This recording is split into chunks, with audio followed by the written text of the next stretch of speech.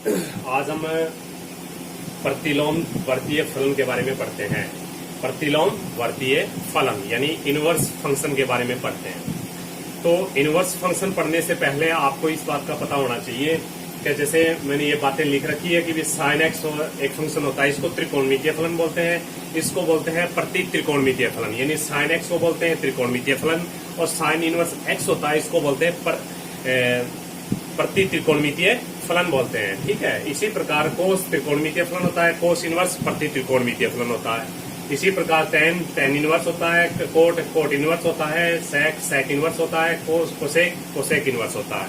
तो सबसे पहले अपन क्या है, साइन कोस टेन कोट और सेक कोसेक का क्या करते हैं कि ये इसका प्रांत होता है, ये परिसर होता है। आपको ये बात याद रखनी है भी, साइन का जो प्रांत होता है वो आर होता है, परिसर होता है वो -1 से 1 के बराबर और -1 से बड़ा और 1 से छोटा और इनके बराबर भी होता है। इसी प्रकार कोस का जो प्रांत है वो आर होता है, परिसर जो होता है वो -1 से 1 के बीच में होता है। टेन एक्स है उसका प्रांत होता है आर -2n+1 होता है, इसका जो परिसर होता है वो आर होता है। कोट एक्स है उसका प्रांत है वो r-n होता है, परिसर होता है आर होता है। सेक एक्स का जो प्रांत की बात करें वो होता है r-2n+1 और इसका जो परिसर होता है वो होता है r-1 से 1 छोटे ब्रैकेट में।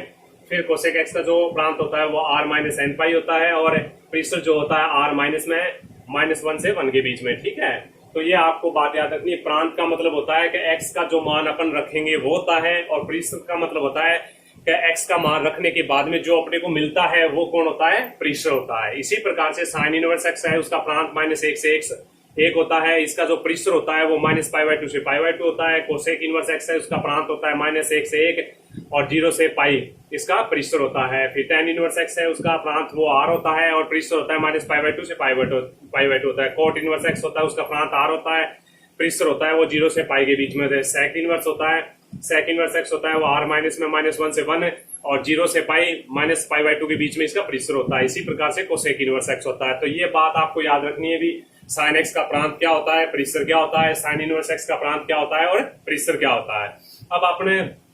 अब इसके बात करें तो ये जो इंपॉर्टेंट बात है ये आपको याद रखनी है भी, साइन इनवर्स एक्स का जो है ना मुख्य मान वो यही होता है -π/2 से π/2 के बीच में और इनके बराबर भी होता है। इसी प्रकार से कोस इनवर्स एक्स का जो परिसर होता है वो 0 से π के बीच में होता है और 0 के बराबर और π के बराबर होता है। ये बात आपको याद रखनी है। ठीक है, इसका मुख्य मान होता है 0 से π। टेन इनवर्स का होता है छोटे ब्रैकेट में -π/2 से π/2। कोट इनवर्स एक्स का होता है 0 से π छोटे ब्रैकेट में। फिर होता है सेक इनवर्स एक्स का 0 से π, इसमें से माइनस कर देते हैं π/2 को, और कोसेक इनवर्स का मुख्य मान ये होता है।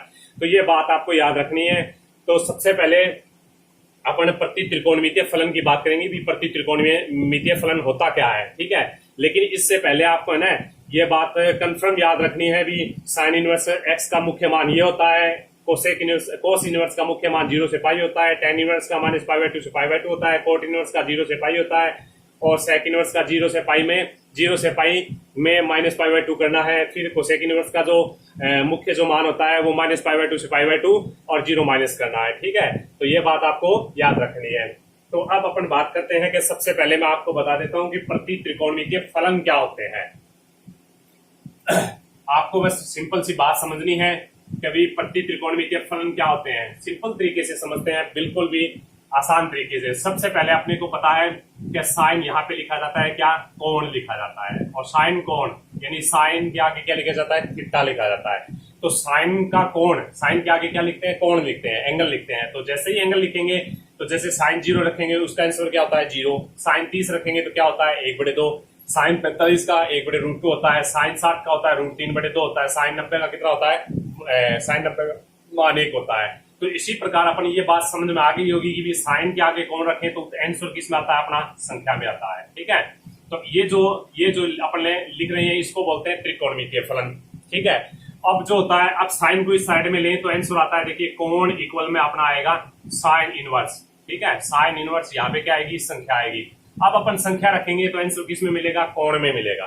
ठीक है, तो ऐसे जो फलन होते हैं इनको क्या बोला जाता है, प्रति त्रिकोणमितीय फलन बोला जाता है। ठीक है, तो जैसे मैंने आपको बताया था कि साइन इनवर्स एक्स होता है, इसका जो मुख्य जो मान मैंने आपको बताया था वो बताया था -π/2 से क्या π/2 के बीच में होता है मुख्य मान, यानी इसका परिसर क्या होता है, साइन इनवर्स एक्स का मुख्य मान क्या होता है, वो होता है -π/2 से π/2 होता है। यानी साइन इनवर्स एक्स का जो प्रीसर होता है वो भी यही होता है, -π/2 से π/2 होता है। यानी कहने का मतलब है कि साइन के आगे तो हमेशा क्या आता है, एंगल आता है, और साइन इनवर्स के आगे क्या आएगी, हमेशा संख्या आएगी। और जो आंसर वो मिलेगा वो किस में मिलेगा, कोण में मिलेगा। और वो कोण किसके मैक्सिमम, उस कोण का मैक्सिमम मान कितना होगा, π/2 होगा, और मिनिमम मान क्या होगा, -π/2 होगा। ठीक है, इसी प्रकार से अपन बात करें कि अभी कोस इनवर्स एक्स, अब ये मैंने आपको बताया था कि कोस इनवर्स एक्स का जो कोस इनवर्स एक्स, ठीक है, तो इसका जो मुख्य मान वो होता है 0 से कितना होता है अपना, पाई होता है। ठीक है, 0 से कितना होता है, पाई होता है। तो कोस इनवर्स एक्स, तो कोस इनवर्स एक्स के आगे अपने क्या मिलेगी, आपको संख्या लेनी है, यानी संख्या लेनी है, क्या लेनी पड़ेगी, संख्या लेंगे। आंसर किस में आएगा, कोण में आएगा। तो उस कोण का मैक्सिमम मान होगा वो कितना होगा, 0 से पाई होगा, और मिनिमम जो मान 0 से क्या होगा, मैक्सिमम मान 0 होगा, नहीं मिनिमम मान 0 होगा, और मैक्सिमम मान कितना होगा, पाई होगा। ठीक है, तो इसी प्रकार से मैंने आपको बताया था tan इनवर्स के बारे में भी बताया था कि इसी प्रकार अपन बात करें कि tan इनवर्स x, तो यहाँ tan इनवर्स क्या आएगी, यहाँ x की जगह कौन आएगी, हमेशा क्या आएगा, संख्या आएगी। यहाँ ये बात आपको नोट करनी है और याद रखनी है। ठीक है, तो इसका जो मुख्य मान होता है वो होता है छोटे ब्रैकेट में -π/2 से π/2 होता है। ठीक है, इसी प्रकार से अपन बात करें भी कोट इनवर्स एक्स, तो एक्स की जगह क्या आएगी, संख्या आएगी। इसका जो मुख्य मान या परिसर जो होता है वो क्या होता है, 0 से पाई होता है। तो ये बातें आपको याद रखनी है। इसी प्रकार से अपन बात करें कि सेक इनवर्स की बात करें, तो ये सेक इनवर्स एक्स की बात करें तो इसका जो परिसर होता है वो होता है सेक इनवर्स एक्स का होता है अपना 0 से पाई में क्या कर देते हैं, -π/2, यानी π/2 को नहीं लेना है, इसके अलावा जो भी है वो लेना है। ठीक है, नहीं, कहने का मतलब ये है कि सेक इनवर्स एक्स, एक्स में आप संख्या रखोगे तो पाई आपको है ना, जो मिनिमम मान है वो तो 0 मिलेगा, मैक्सिमम मान वो क्या मिलेगा, पाई मिलेगा, लेकिन आपको π/2 कभी भी नहीं मिलेगा। इसका मतलब ये है। ठीक है, इसी प्रकार से कोसेक इनवर्स एक्स की बात करें तो इसके अंदर होता है -π/2 से π/2, और इसमें से माइनस कर देते हैं किसको, 0 को। तो इसका मतलब ये है कि कोसेक इनवर्स एक्स के आगे आप संख्या रखेंगे, जो इसका प्रांत होता है उस प्रांत में से कोई भी संख्या रखेंगे तो आपको मैक्सिमम मान है वो तो मिलेगा π/2, मिनिमम मान है -π/2, और 0 आपको कभी भी नहीं मिलेगा। तो ये बातें हैं, ये बातें आपको याद रखनी है। ठीक है, अब आपको क्या होता है, अब आपको दो बातें याद रखनी है, एक तो फर्स्ट पार्ट याद रखना है, एक सेकंड पार्ट याद रखना है। उस पार्ट के हिसाब से आपको क्या करना है कि आपको मान निकालना बताएंगे भी, मुख्य मान उसका मान कैसे ज्ञात करेंगे, मुख्य मान कैसे ज्ञात करेंगे, प्रति त्रिकोणमिति के जो फलन होते हैं उनका मुख्य मान किस प्रकार से ज्ञात करेंगे। तो इसके लिए आपको क्या है, मैं आपको दो पार्ट बता देता हूं। सबसे पहला पार्ट आपको याद रखना है साइन इनवर्स एक्स, फिर इस साइड में लिखना है कोस इनवर्स एक्स। ये फर्स्ट पार्ट है, ये सेकंड पार्ट है। ठीक है, इसमें आएगा tan इनवर्स एक्स आएगा, इसमें आएगा अपना कितना कोट इनवर्स एक्स आएगा, इसमें आएगा कोसेक इनवर्स एक्स आएगा, और इसमें क्या आएगा कोसेक, यानी इसमें आएगा सेक इनवर्स एक्स आएगा। ठीक है, ये फर्स्ट पार्ट है, सेकंड पार्ट है। अब आपको क्या है कि ये बात दिमाग में रखनी है कि जैसे सबसे पहले क्या, पहली बात क्या है कि यदि x धनात्मक हो, यदि x धनात्मक हो तो किस प्रकार से हल करेंगे, इसका मुख्य मान किस प्रकार से बताएंगे। यदि x धनात्मक हो तो दोनों भागों में सीधा आंसर दे देते हैं, दोनों भागों में सीधा आंसर दे देते हैं, सीधा आंसर लिखते हैं। यह बात आपको लिखनी है।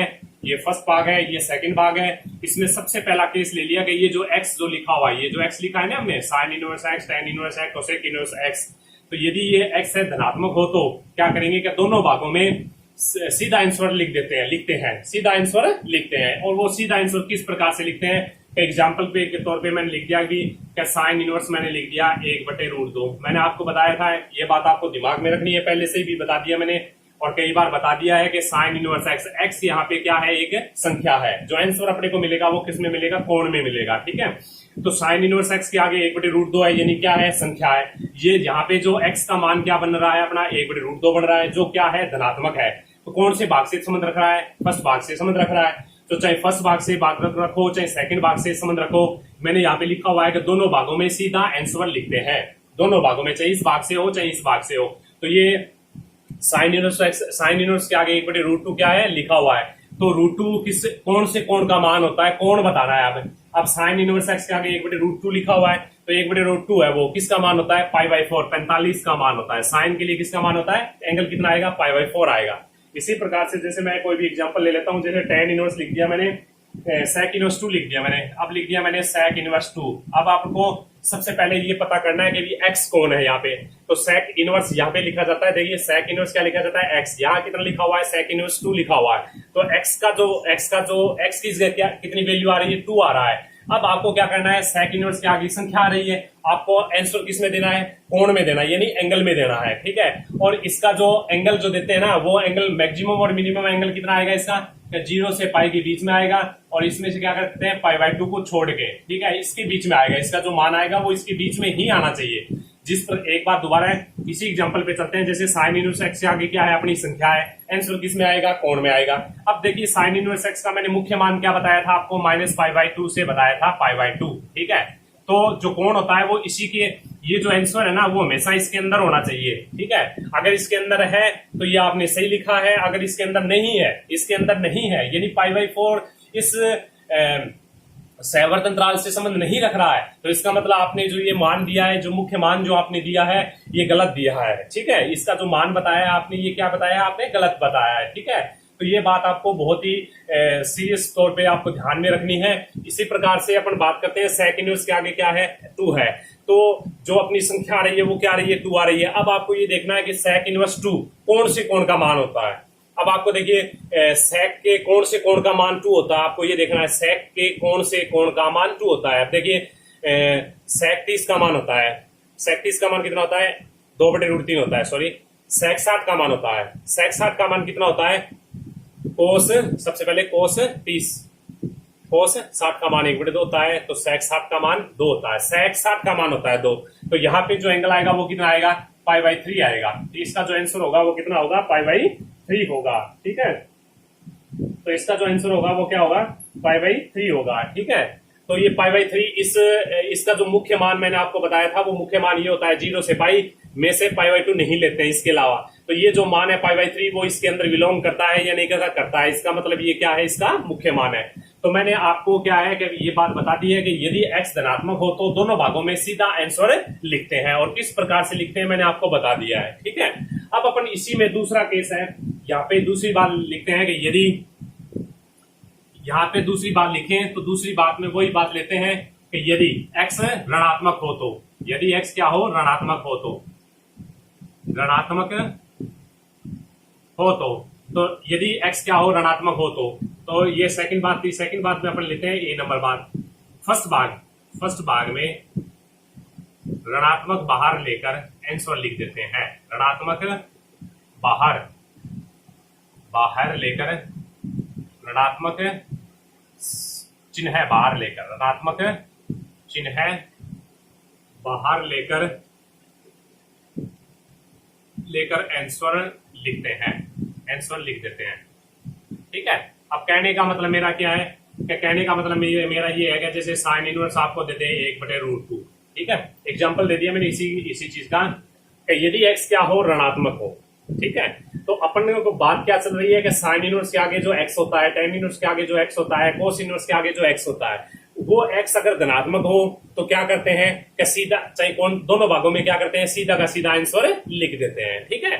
अब अपन बात आती है कि यदि x क्या हो, ऋणात्मक हो, तो यदि x ऋणात्मक हो तो फर्स्ट भाग में, यानी फर्स्ट भाग कौन सा, ये भाग है, इसमें क्या है, अगर मतलब जो आपको क्वेश्चन दे रखा है वो इस भाग से संबंध रख रहा है, तो अपन क्या करेंगे, यानी फर्स्ट भाग में ऋणात्मक चिन्ह बाहर लेकर आंसर लिख देते हैं। यानी इस, जैसे एग्जांपल के तौर पे अपन कह दिया कि साइन इनवर्स माइनस में 1/√2 है, तो सबसे पहले यहाँ पे देखते हैं कि x क्या है, x ऋणात्मक दे रखा है। अगर x ऋणात्मक दे रखा है तो उसके बाद में ये देखना है कि साइन इनवर्स कौन से भाग से संबंध रखता है, अभी फर्स्ट भाग से संबंध रखता है, ठीक है। तो फर्स्ट भाग से संबंध रखता है, तो इसमें क्या करना है कि ऋणात्मक चिन्ह को बाहर लेना है। तो मैंने ऋणात्मक चिन्ह को बाहर ले लिया और यहाँ पे लिख दिया साइन इनवर्स 1/√2 लिख दिया, ठीक है।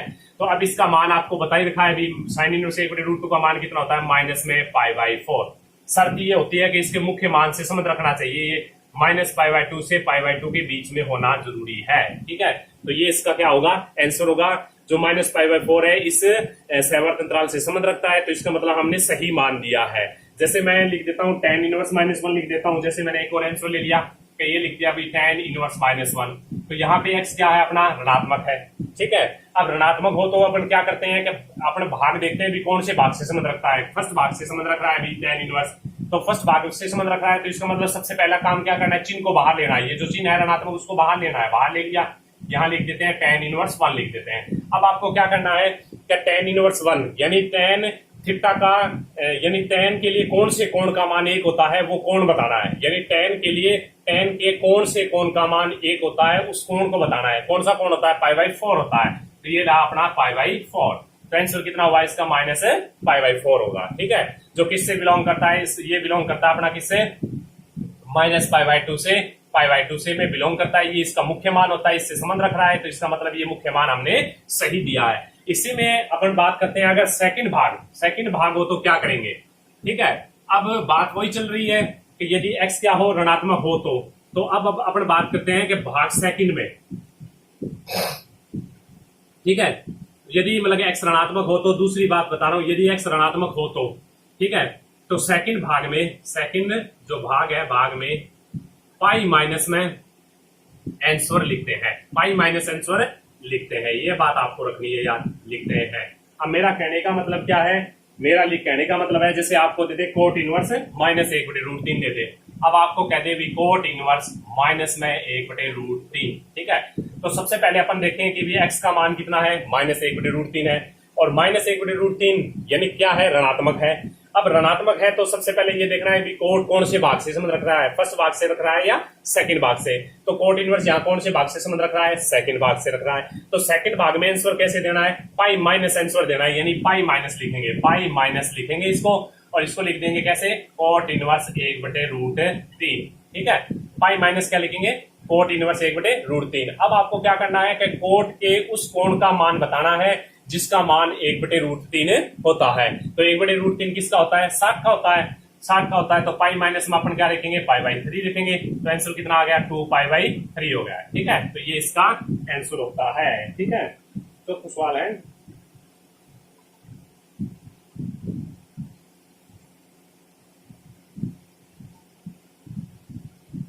ठीक है, सही है एकदम, 2π/3 होता है। ठीक है, तो ये इस प्रकार से करते हैं। तो मैंने आपको ये बात बता दी है कि मुख्य मान किस प्रकार से ज्ञात किए जाते हैं। तो 2.1 का जो फर्स्ट जो सवाल है और कुछ एग्जाम्पल है वो इनके ऊपर आधारित है, और आप घर पे क्या करना कि उन एग्जाम्पल को और जो क्वेश्चन जो दे रखे हैं उनको निकाल के देखना, कुछ समझ में ना आए तो मेरे से पूछ लेना। ओके, धन्यवाद।